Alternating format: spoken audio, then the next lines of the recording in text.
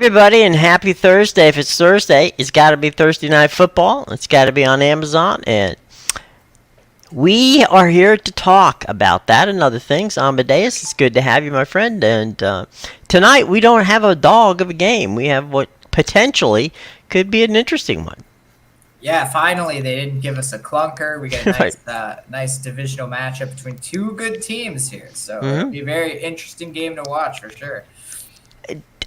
I kind of think, and I want your opinion on this, obviously.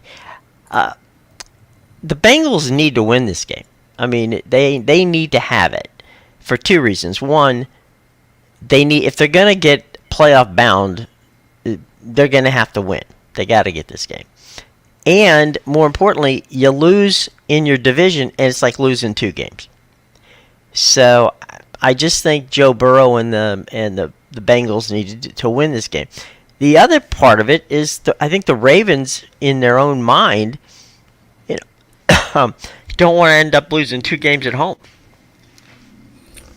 Yeah, definitely it's a big game for the Bengals because obviously they're at the bottom of the division right now with a hmm 5-4 record. And they got three teams above 500 that they have to hmm get through. But not only that, they're already 0-2 in the division Right. from their two clunkers when Burrow was banged up earlier this Right. season. So yeah, if they lose this game, they're 0-3 in the division, and they really have no shot of winning it unless they have the outright best record themselves, which will be tough to catch up from hmm there if they lose this game. Well, and the other point is, if they win it, right, they'll have four losses. Everybody else in the division ahead of them will have three. So they're only a game out, as clunky as they played. So potentially, it would be helpful for them to win the game. Now, mentally, it's going to be helpful for Baltimore. I think that losing that game at home last week was something that obviously they didn't expect, and the way they lost it, on a late field goal, certainly is a bit of a mess. Plus, as we've already mentioned, they had 64 points in that game, which everybody thought, myself included, was going to be a defensive battle. So I don't know what to think tonight. I mean, because Lord knows that the Bengals can score points, and it'll be interesting to see how they play it. It'll also be interesting to see how Baltimore, and specifically Lamar Jackson, bounces back. Yeah, definitely. Yeah, as well as the defense too for the hmm Ravens, because obviously they gave up 30 plus points in that loss last week hmm at home, and yeah, you can focus on the fact that they lost by a field goal, but I'm hmm more focused on the fact that they were up by double digits in the game and Right. blew the lead, and I think that's going to be a big emphasis for Harbaugh on the defensive side tonight, right? Right. Getting that defense back to what it is, and it's funny because I think this is a game where the Ravens defense is probably going to want to play better after that game they had last week, hmm and the total for this game is 46.5, which is the first total we've had over 40 in a Thursday night game for quite a bit. That's amazing. So, all right. I assume the Ravens are. I didn't look at the line, so I'm assuming the Ravens are what, like a touchdown favorite? They're 3.5. Oh, 3.5. Okay, so respect to the Bengals then. Yeah, well, it's a very good division, and Yeah. the Ravens did only win by 3 points in Cincinnati earlier Right. this season, so they could be looking at that. But yeah, I definitely think that they're giving some respect to the Bengals here. It very well could be a field goal game hmm with the way those two play. So we'll see what happens tonight. Well, there you go. It'll be very interesting. All right. So, you know, as we said before, it's Thursday night football. It's Bengals or Ravens. Game starts 7 o'clock on Amazon, and kickoff is about 8:15. So Bengals Ravens tonight should be an interesting game, and in Baltimore, and we'll see how both teams go in what, as we said before, it's a win. It's very much a win or a whole lot of problems for the Bengals. And if the Ravens lose, well, then that really muddies up that whole division. So we'll have to see how it plays out. should be a good one tonight. Bengals Ravens again on Amazon. All right. Oops, I went to the wrong place first. There's where we want to go. College football. Boston College is ACC game. Boston College is at Pitt, 7 o'clock, ESPN. Matt Berry and Dan Mullen on the call for that game. Yeah, another. There is a Thursday night clunker tonight, Jim. Yeah. It's not in the NFL, but well, thank God there's a good NFL game on. You saw Pitt play a couple weeks ago. Up close and personal. Right. And what a show that was. Okay, if it is conceivable to you, my friend, Boston College is actually worse than them. So, Yeah, I thought Boston College was one of the worst teams in the ACC coming into the season. And you weren't wrong. I don't know. The way Pitt has performed, they're really trying to make a case for it to be themselves. So race to the bottom. Is that what you're telling me? Yeah, I was expecting Pitt to be a lot better this year, and did they drop the ball, Jim. Yeah, in so many ways. So, all right, well. Yeah, so if you plan on betting, just PSA, if you plan on betting on this game, just this is one where place your bet, go watch the NFL game, and then afterwards just be like, oh, that's right. I'm gonna go check. Look at your phone, the scores on your phone. Yeah. What's is Pitt? I would assume Pitt's the favorite in this game. Pitt is a 2.5 point favorite. So. They didn't even get the respect of a 3. Okay, so fine. No, I don't think even the books know what's going to happen. The total's 46.5, which is really to me just because I don't know how there's going to be more points in this game than the NFL game, but we'll find out tonight. Those two teams haven't scored those kind of points. That's what I mean, right? So, I don't see either team getting to 20. I don't know how they get to 46.5. Maybe we're thinking about it wrong, though, Jim. Maybe, two bad teams, two bad defenses. Well, okay, here's what you end up. You get two guys, say BC gets, a scoop and a score, and Pitt gets a pick six, and the defenses both end up scoring, a couple of touchdowns, and then the offense scores a touchdown here, a touchdown there. So who knows? That's going to be the only way, Jim. Because when I saw in person a few weeks ago, I don't know how in the hell they're scoring 20 points in this game. Well, Boston College is not Florida State, so there's that. But other than that, it's hard to figure it out. All right, tonight. Florida State wasn't Florida State in that game. No, and you're right. You're absolutely right, because they had 5 guys that they didn't even play. They could have played them, but they literally held out 5 players. So, I guess the respect that Florida State showed them wasn't too much. All right. Up north for them, Jim. That's right. NBA tonight. It's a doubleheader. Nets and Heat, Thunder and Warriors. I don't know about the Nets just they tease you. They come into the season, you look and go, maybe, and then they start to play, and then you go, no, it's not going to happen. And the Heat, the Heat's one of those teams that, no pun intended, they seem to get warm or hotter after Christmas for some reason. Yeah, definitely. We've seen this Heat team come out very cold to start the season the last few years now, and this is one you might be asking yourself, gee, why is there only 2 NBA games tonight? Well, that's because we have the lovely in-season tournament. Right. So just be mindful when you're placing your bets tomorrow that, remember, these have group stage implications for sure. Right. Not these 2 games tonight, but tomorrow. But right. Yeah. I find this game very funny. Sorry. So the Heat are a 3.5 point favorite here, and the Nets actually started the season 8-0 against the spread. So the Nets have one of the best ATS records in the NBA, while the Heat actually have one of the worst ATS records in the NBA, not just this season, over the last 3 seasons. Terrible covering the spread. I was going to ask, because the Heat play, 3 quarters they're blowing everybody out. And then the fourth quarter, suddenly everything gets really tight. And, and they win. I mean, to their credit, they usually win, but it's not by much. Not by the number, Jim. Not by the number, okay.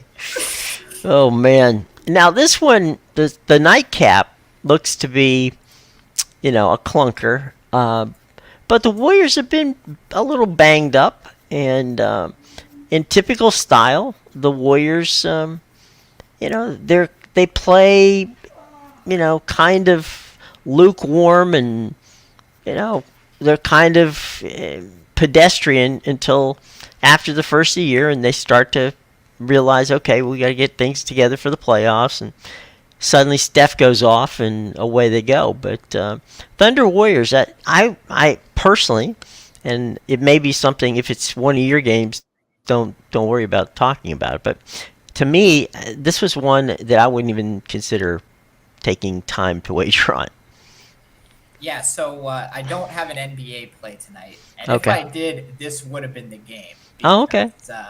So the system says to take the Warriors. Right? Hmm. That's what my system says. Okay. Even with Steph Curry out tonight and Draymond Green now suspended, Hmm. it says take the Warriors. They are going to snap their losing streak at home tonight in this game. They are a 3-point underdog in this game, and over the last 3 seasons, the Warriors are 9-0 against the spread as a home underdog. So they don't lose as a home underdog. Now, like I said, I stayed off the game because obviously Curry's out.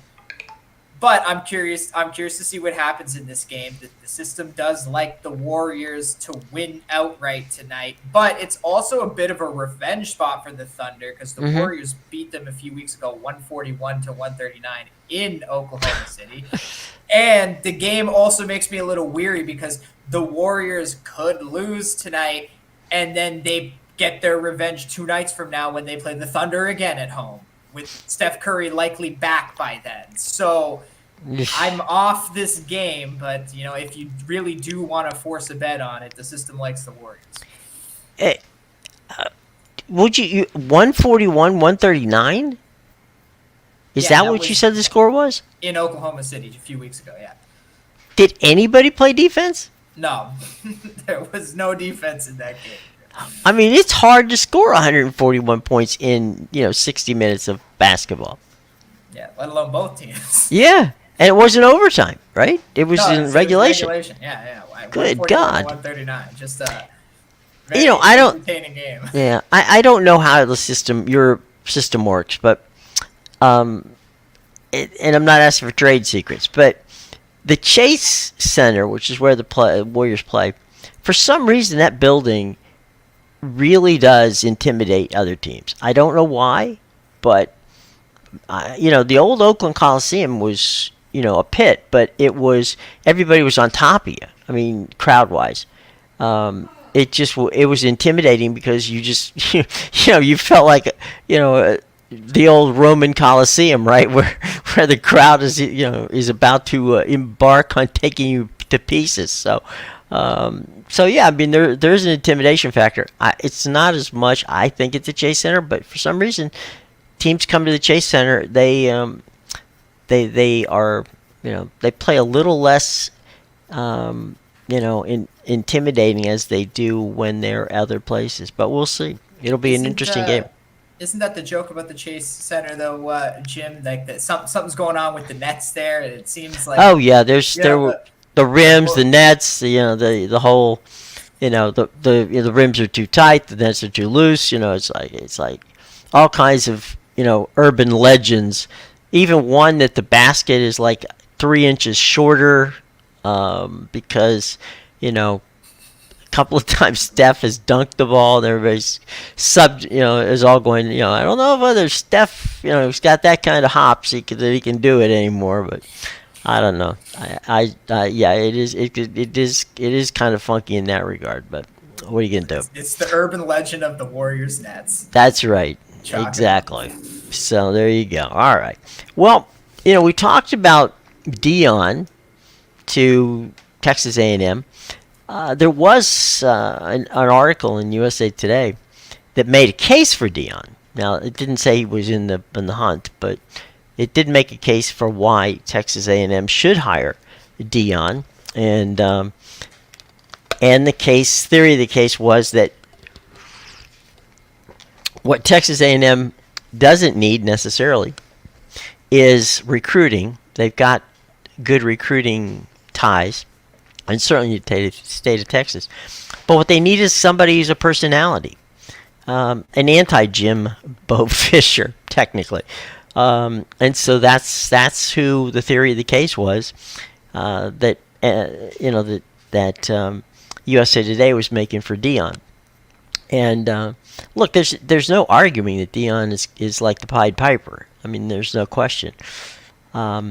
If you put the recruiting of the Texas A&M staff together with Dion's ability to work the portal, that would certainly make a pretty impressive situation. But all that being said, Dion has said in a couple of press conferences recently that he's happy at Colorado and he has work to be done, as he put it, in Colorado. So I think we can take him off the board. Like we said, if this was 2 or 3 more years down the line, maybe that wouldn't be the case. But it's not, and so right now, Dion has taken himself out of the running. Yeah, I think especially with the criticism he's received this season, it would be very bad for his image if he left after 1 year of coaching Colorado. Well, and then there's the fact that Colorado had to come up with extra money to get him. So then you're right. It just would be such a bad look. It would make it look like, okay, he ran from the HBU to a Division I, college. All right, fine. We'll forgive him for that. But I don't think they would forgive him for jumping 1 year into the Colorado experiment after Colorado has spent a lot, and they literally changed their academic rules to fit the portal. So I mean, they did everything Dion asked them to do and more. And so I think Dion's going to show them the kind of love that they deserve, because they took a chance. Now, let's be honest, they took a chance on him. Yeah, no, 100%. As he said, the big schools, none of them really wanted him, and he's got the receipts. Colorado was the one to take a chance on him, and I'm sure he won't forget that. No.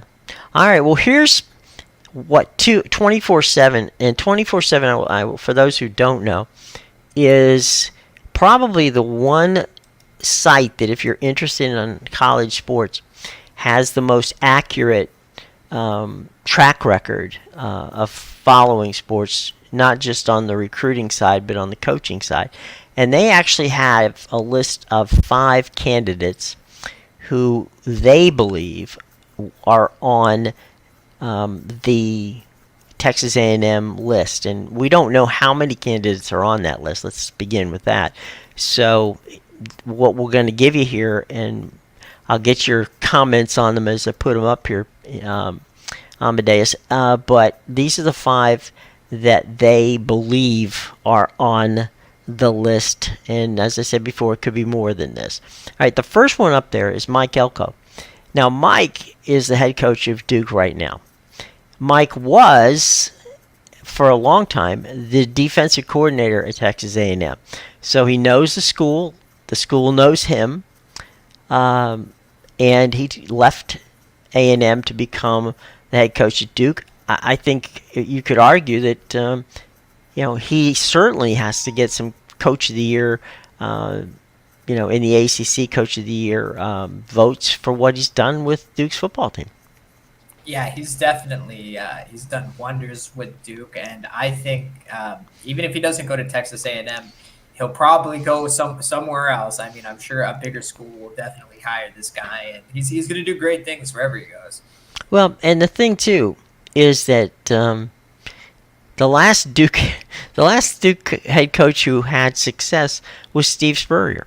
So it's been a minute since Duke's had success on the gridiron, and Mike Elko, I agree. I mean, if he doesn't go to Texas A&M, the name is not the sexy name, but it is. Maybe what they need right now is somebody who understands how to win and not to complain. So Mike Elko would be that guy. He's your, low maintenance head coach, and he would not command anywhere near the $100 million that Jimbo got. Yeah. The next guy, Lane Kiffin at Ole Miss. This is like a Lane. This is like a perfect storm for Lane Kiffin. Lane, I think Lane would be fun. Lane's fun everywhere he coaches, but I think he would be fun at Texas A&M. Yeah, that would be that'd be an interesting one. I mean, I don't know how I love it. Lane Kiffin's one of those guys where he hasn't had a good defense in a while. Right. Texas A&M, if anything, they've had a better defense recently than their offense. So. Lane Kiffin, if you are into it, social media wise, Lane Kiffin is a great follow on Twitter.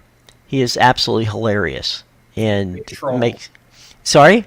He's a big troll. Oh yeah, he'll give people all kinds of crazy stuff, and so Lane Kiffin, I don't know how the fit would work at Texas A&M. Lane's a little bit of a acquired taste, and I'm not so sure. Now he doesn't whine, so that would be good. That would put him, if you think about it, right? That would put him with the same kind of tools that he could have to challenge his old boss, at Alabama, with what kind of tools he would get at A&M. So it could be an interesting hire. I don't know. Again, that Lane's only been at Ole Miss now for 2 years, so. I don't know that would be. Would it be a Lane Kiffin move? Yeah, he switches up quite frequently, but it might be an interesting one. That's for sure. Here's one where I don't think he's going to do it, and that's Kalen DeBoer at Washington. I mean, he's got whatever you could possibly want at Washington. I don't see. Is there going to be more money? Probably yes. Okay, but if you're Kalen DeBoer, do you walk away from what you have built to take on, a team that I don't know. I'm not saying that A&M is a rebuild, because it's not, but I don't know that if I'm Kalen DeBoer, I'd take that chance. Yeah, well, it's as you said. He's already established himself at Washington. Mm-hmm. He's spent the last few years building up the program, and now look where it's gotten. Sure. Same scenario as Dan Lanning. I don't know why you want to leave one of the best teams in the country right now. No. Here's one I would, if he was offered the job, I think he would take it before. He would drive himself and buy his own ticket to College Station, and that's Lance Leopold, who's at Kansas. I don't think many people ever thought that Kansas could be a winning football program, but Lance Leopold's put him there, and he's put the Jayhawks on the map, and he's got them in the race for a title in the Big 12, and if it wasn't for Oklahoma and Texas, he probably, the Jayhawks would probably be right there. Well, you know what? This Kansas team just beat Oklahoma. And yeah. Honestly, I'm with you. They have a very good team, and I think that, especially the last 2 years specifically, I think their team is actually a lot better than what we've seen. Just they've been plagued by quarterback injuries. Obviously, they were dealing with injuries to Riley Leonard last year, and now they've had to deal with it this season as well. If he's been, not Riley Leonard. What am I saying? It's Jalen Daniels. Right. Yeah, there's a lot of Jalen's and Daniels right. in college football this year. It makes me wonder if to be good in college football, you just have to have like a Jalen, a Jaden, or a Daniel in your name somewhere. Or Lance. Yeah. Yeah, at this point, right? Like it Yeah. seems to be it's right. Riley, we got Jalen Daniels, we got Right. Jaden Daniels, we got Daniel Right. Jones came out of Duke. Like there's all We, these Daniels we that got are coming up. hyphenated Daniels. It's like, yeah, But yeah, they're sorry, all. I was talking about Jalen Daniels. If he Uh hasn't been wasn't injured last year, they wouldn't have had that huh. 5 game losing streak they had in the middle of the season. And Right. same with this year. There's a few games where they probably beat Texas Tech Mm-hmm. last week with Jalen Daniels starting, and now Jason Bean got injured in that game. So Mm-hmm. this is a Kansas team that's on their third string quarterback finishing the season now, Right. unless Bean can come back. So yeah, I think Lance has definitely done wonders at Kansas, and this team's actually probably better than what their record suggests the Mm-hmm. last 2 years. Yeah. Absolutely. Here's another one, and this is a Texas guy, and that's Jeff Traylor from University of Texas San Antonio, the Roadrunners, who on tomorrow night we'll talk about them facing that new juggernaut, the University of South Florida Bulls. Your team. That's right. One win away from bowl eligibility, baby. I'm not certain that would be the game that I would want to play, but Jeff's done a good job at at UTSA. He's put the Roadrunners on the map. He's a Texas guy. Coached at Texas and knows how to recruit. I mean, he's done a wonderful job. What Jeff Traylor has done is kind of what we were talking about South Florida. Goalish at South Florida, and some of the others in the division.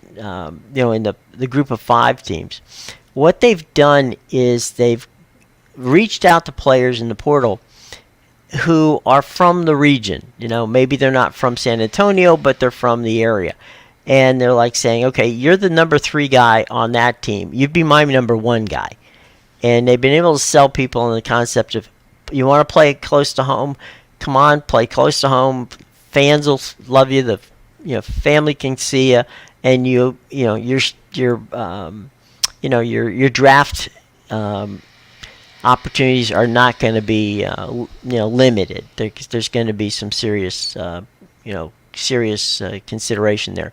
So is Jeff Traylor? Jeff Traylor's kind of like Mike Elko at Duke, right? Not a sexy name. Certainly not a you could get him probably for a third of what you would pay Jimbo Fisher. But he would be I believe he would be very successful at A&M. Yeah, and I believe he's one of those guys where like his whole dream is just to coach in the state of Mm-hmm. Texas. So Right. yeah, you give him a job at one of the biggest Texas schools, then he's never leaving unless you have to fire him for something. Right. Use the jaws of life to get him out of there. Yeah, I think that Jeff is, to me, we talked about Jeff, Lance, and Mike are kind of like in the same boat, right? You've got Mike at Duke, you got Lance at Kansas, you got Jeff at UTSA. They're just coaches, and they're kind of guys who fly under the radar. Not a lot of people make a fuss over them, all that. And I'm going to give you a name of a guy who was in that same boat years ago, and he did okay. And basically, he was on Alabama's staff, and now he's coaching at Georgia. Okay, so I just think that what Georgia proved, in hiring,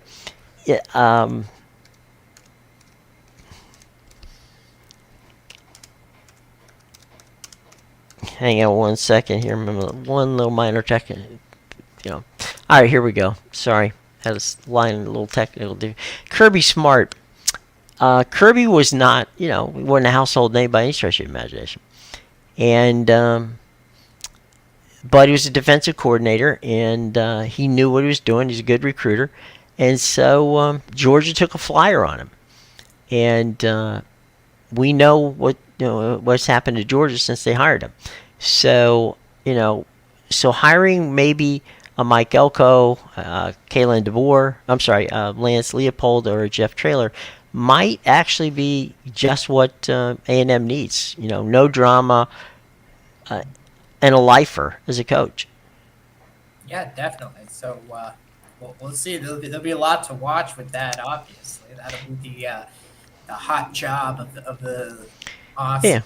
And I'm quite sure that there's another 10 names on that list that we haven't seen yet. So Yes, the sexy names. Can't forget about those. right, they're definitely, and the people at A&M are going to want to see some of those big names, if nothing else, at least paraded through before they make that decision. But the way the things work, you want to get that coach in place before the December early signing period. So you got to get some of these guys in place, because otherwise, now that could mean that there's some of those guys who are potentials, just like that three guys that we just mentioned. They're coaching teams that are certainly in Duke and UTSA are going to be bowl teams. So you're going to want to have that kind of, and Kansas, they've won 6 games, right? Yeah, Okay, so they've you got won 7 games. right. Okay, so they're definitely going to be there. So that you got all 3 of them are going to be in a bowl. So you're going to have to watch that one out.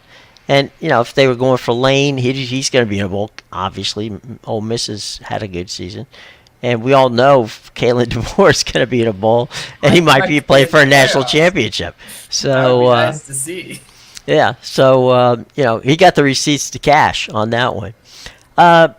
One other interesting thing, and before we move on here today, and that is that the Pac-2 has decided that they want to stay and keep the Pac. Now, it's an interesting concept, but here's the deal, right? There's approximately $475 million that is floating out there right now. The 10 teams that are left would like to split that money before they leave town, okay? The Pac-12, it is the Pac-12. The 2 teams left, Washington State and Oregon State, are saying, well, wait a minute. If you're leaving, you don't deserve that money.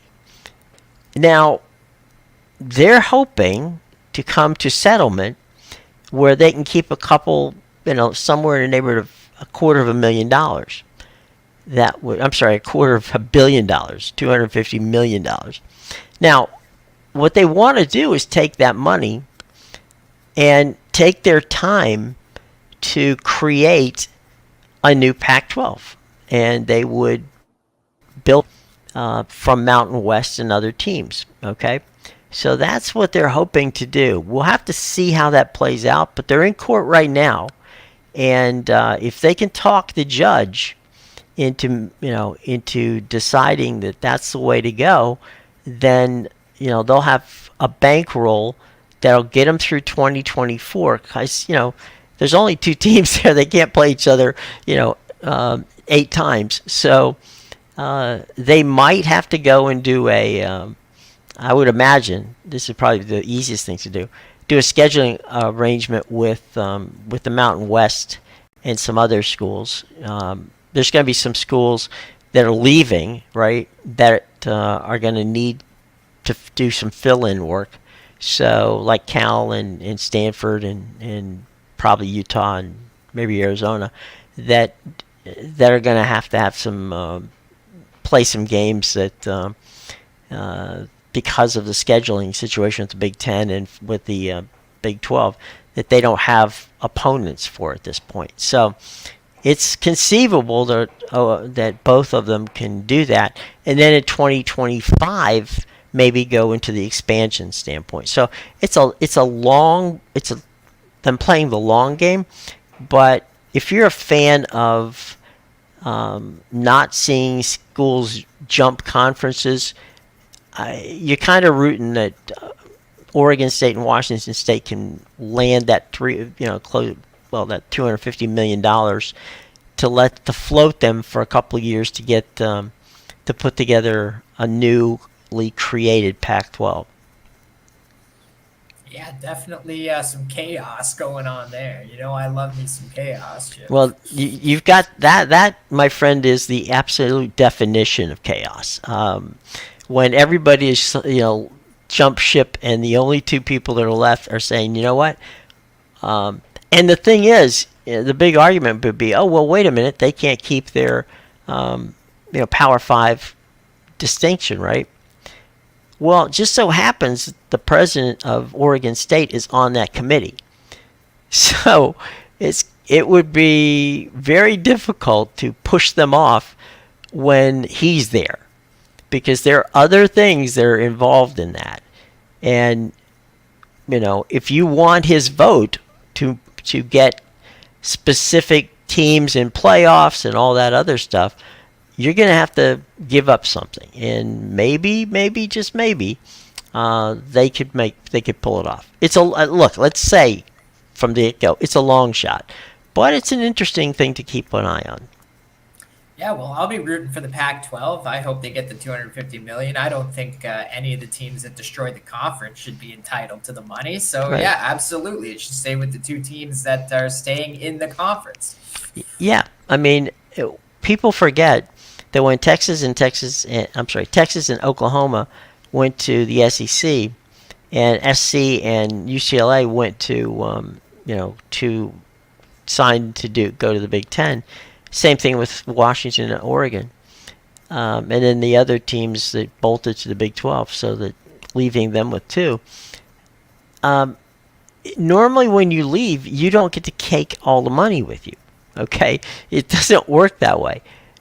They would have to dissolve the conference. Now, they have enough votes to do that, but I don't think they want to do that, because that would be a really bad look, right?